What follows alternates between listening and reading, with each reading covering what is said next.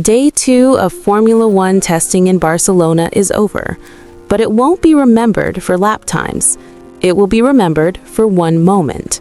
The moment Isaac Hajar's Red Bull slammed into the wall. It was a shocking end to a day that had been mostly silent. Rain kept teams inside their garages, waiting, watching, hoping for better conditions. Then, in the final half hour, everything changed. Hajar was out on track, pushing through the wet surface, trying to squeeze in as many laps as possible. The clock was ticking. Coming into the final corner, a fast right-hand turn leading onto the main straight, the car suddenly snapped. The rear slid out. Hajar tried to catch it, but it was too late. The Red Bull spun backwards and crashed hard into the barriers. The sound echoed across the nearly empty circuit. Within seconds, images spread across social media. The car sat against the Tech Pro barrier, the rear wing was gone, the back of the car badly damaged. Marshals rushed in. The session was stopped.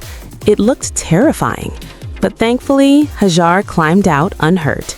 Still, the crash was a major setback for Red Bull, not just because of the damage. They were the only team running across both days of testing so far. They had been pushing hard, gathering data, learning everything they could about their new car. Now, all of that momentum came to a halt. Repairs would take time, and there was a real chance they didn't have all the parts they needed in Barcelona. Some could have to be flown in from their factory in England. Every lost hour meant fewer laps, and with the season opener in Australia getting closer, time was something they couldn't afford to waste. Every lap missed was knowledge gone forever. For Hajar, it was a tough moment personally. Day 1 had been incredible. He topped the timesheets. He completed over 100 laps. He looked confident. Now he was facing the disappointment of a crash. The young driver would be desperate to get back in the car and prove it was just a small mistake. But Hajar's crash wasn't the only drama of the day. Earlier that morning, even Max Verstappen had his own warning moment. On his very first lap out of the garage, with the track still soaked, the 4-time world champion lost control at turn 5. His car slid into the gravel, red flags came out, the session stopped. Luckily, there was no damage, and Verstappen made it back to the pits. But the message was clear. These new 2026 cars are difficult. If even Verstappen can make a mistake, it shows just how much everyone is still learning. New engines, new aerodynamics, new tires, everything feels different. Drivers are still searching for the limits. Comfort will take time. While Red Bull faced a roller coaster day, Ferrari had something to celebrate. This was the first outing for the brand new SF26 in Barcelona, and it looked strong, very strong. Charles Leclerc took to the track in the morning and completed an impressive 66 laps without any issues, almost a full race distance. For a brand new car, that was a huge statement. It showed Ferrari hadn't just built something fast, they had built something reliable. And after a painful 2025 season, finishing 4th with no wins, reliability was exactly what they needed. It's the base of any championship fight, and Ferrari seemed to have finally found it. In the afternoon, all eyes turned to Lewis Hamilton. For the first time this week, the 7-time world champion climbed into the Ferrari, a moment fans across the world had been waiting for. In the wet conditions, Hamilton took it steady, lap by lap, building confidence, learning his new machine. He completed 45 laps, a solid start. It wasn't about speed, it was about connection, about understanding the car, about working with new engineers. With a long season ahead, Hamilton knew the most important thing right now was simple: learn everything. The reason the track felt so empty for most of the day came down to one thing: the weather. Rain had been expected, and it arrived early in the morning. In Formula One, testing days are limited. Every hour on track matters.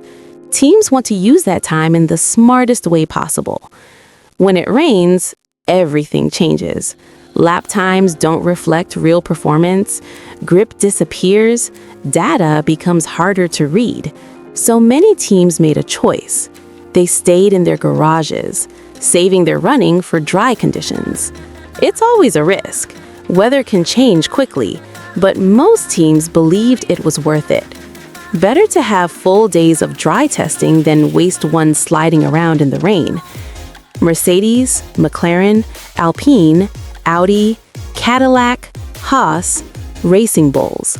All of them chose not to run on Tuesday, and suddenly the massive Barcelona circuit felt almost empty. Only Ferrari and Red Bull were out there. It was a strange sight, one of the most famous tracks in the world, with just 2 teams circling it. But for Ferrari and Red Bull, it was an opportunity.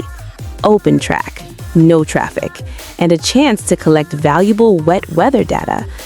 It also meant something else. Some of the biggest teams still hadn't shown their new cars at all. McLaren, last year's champions, hadn't completed a single lap. They were expected to finally run on Wednesday, when conditions were forecast to improve. Aston Martin was also waiting.